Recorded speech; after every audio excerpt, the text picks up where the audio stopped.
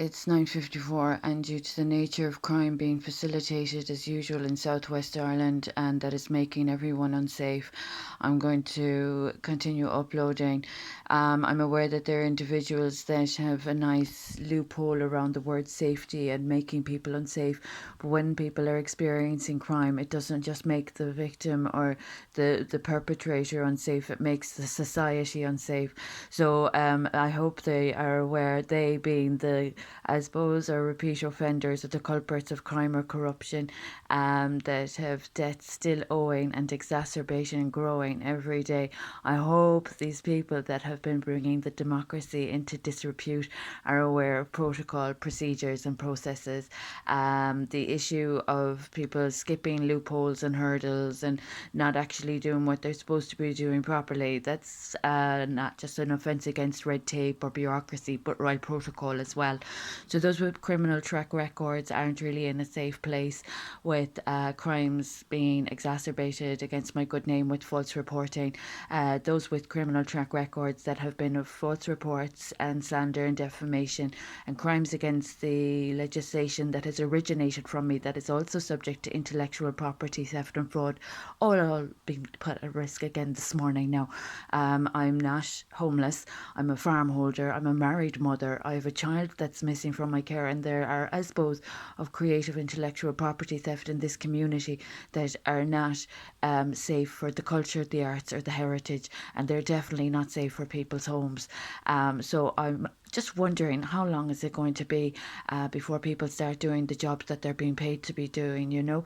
In the meantime, the debt, as I mentioned, with every day that passes is growing. This tooth is quite dangerously sore, but it's healing.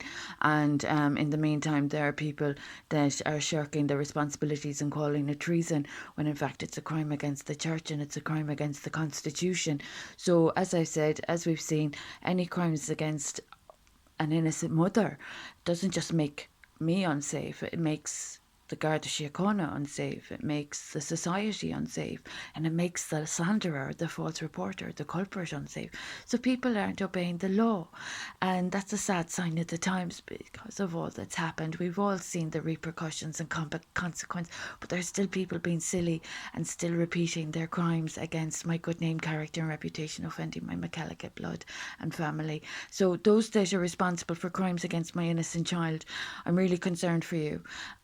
The Garda Síochána that are aware that the Ombudsman for Children have been alerted and aware formally that there was no royal protocol in January 2017 adhered to when my child was illegally separated from me. There was no substance abuse, there was no mental illness, there was no missing person, there was no abandonment of my child. So those people that have been discussing my little boy and withholding my little boy and upsetting my little boy, oh, it's a sad sign of the times. Those that are trespassing on my farms would be advised not to. Those that have debts owing would be advised to pay their debts. And the Garda Síochána have been requested to locate my son. It's quite dangerous taking a child illegally from a parent without legal paperwork. We've seen the corruption in this county, and any more corruption supported in this county, and there won't be anyone safe. So anyone that's in trespass mode in 18 Rock Street or in Kilflynn Farm Holdings of my name, Maria McCalligan, as of 2015, or my home in Tubright Hill, that trespass on my farm in Tubright Hill, that's a criminal offence as well, especially with all debts owing to my name and damages that have been caused to my privacy as a consequence of those that have been of farm crime and farm fraud and land grab and crimes against my child, the whole lot.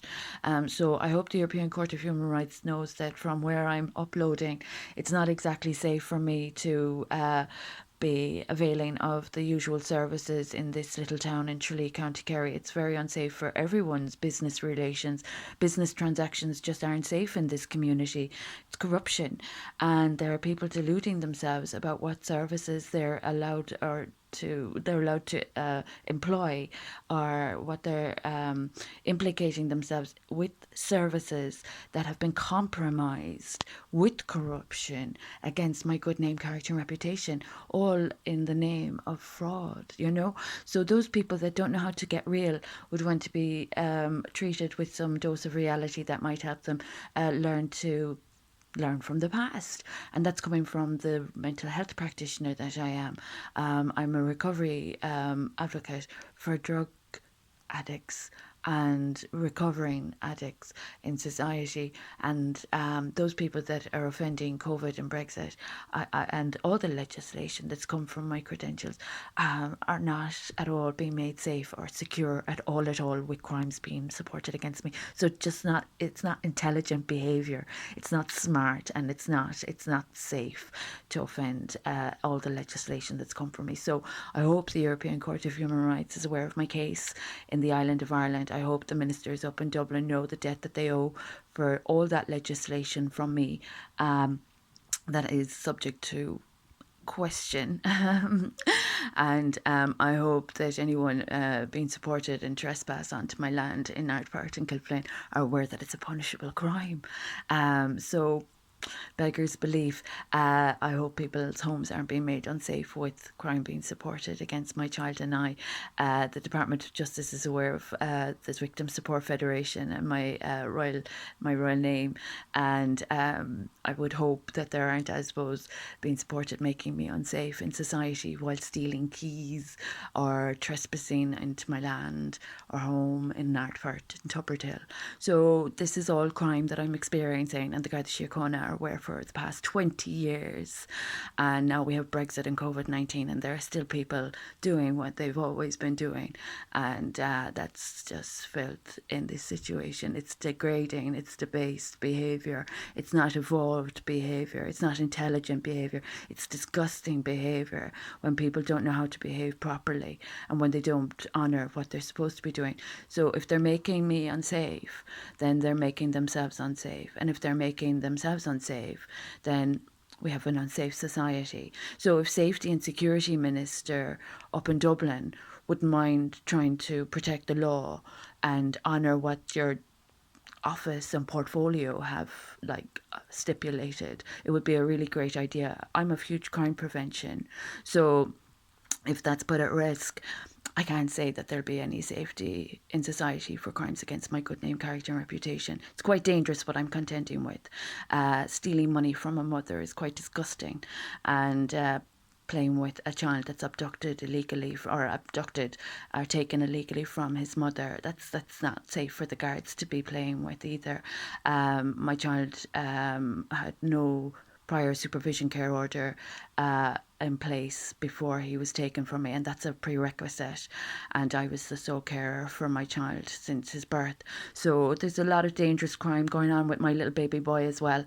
Our family home, my home in Tubbertill, is being subject to corruption, and those that don't have supervision care orders prior to emergency care orders with a judicial system protocol for royal and state in place, then it's not a legal care order. So those that are putting my son at risk are putting themselves at risk. It's very simple.